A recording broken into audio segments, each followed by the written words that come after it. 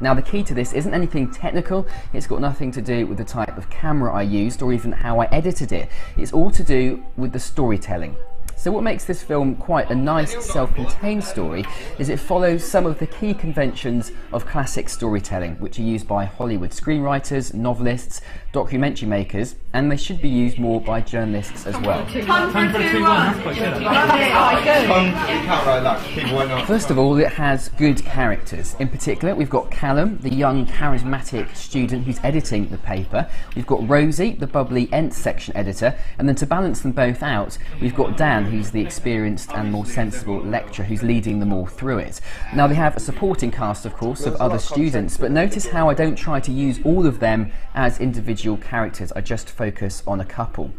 So with these characters identified, the second thing they must have is a mission, a journey. Hollywood calls it the hero's quest, and if you think about any good movie that you've seen, a book you've read, or even a documentary you've watched, they usually have this element in them.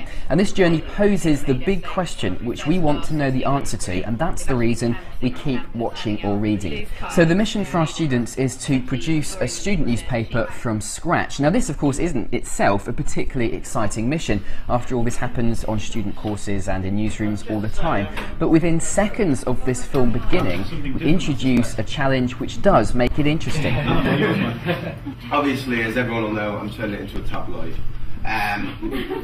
And of course it raises the big question, will they make it on time? That's the big question that we as the viewer want to have answered, and it's the reason we keep watching. And posing a question like this is how you keep your viewers watching your films. Now the journey your characters take must have lots of obstacles along the way, and most of all it must have a climax, it must end in an exciting way. Now again, with storytelling convention, the story is presented roughly in 3 acts. In the first act we meet the characters, we get introduced to their world and find out what their mission is. In the second, they begin that mission and start to come across obstacles. That starts around about here. And then in the third act, it starts as they miss that deadline and have a rush to get the paper out before the printer closes. So following all these storytelling conventions, which are as old as the hills really, is a vital way of turning your videos into something more than just a record of what happened. So very quickly then, let's have a look at a few other tips and tricks. I shot this piece in standard definition using the Sony Z1. It's the sort of industry standard reliable workhorse camera. I shot it handheld to create a sense of movement and urgency. And if you look at quite a few of the shots, like this one for example, you'll notice I shoot through people. Half of the frame is filled up with a silhouette or out of focus block of another person who's in the way. This type of cross shooting is a really good way of making the room seem more busy than it is and creating again a sense of busyness and of urgency, which is important for this piece.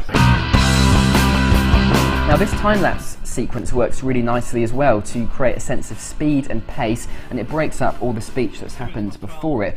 And on a similar note, I use the music here not to really create any sense of emotional impact, but just to drive the narrative forward and to keep the piece moving.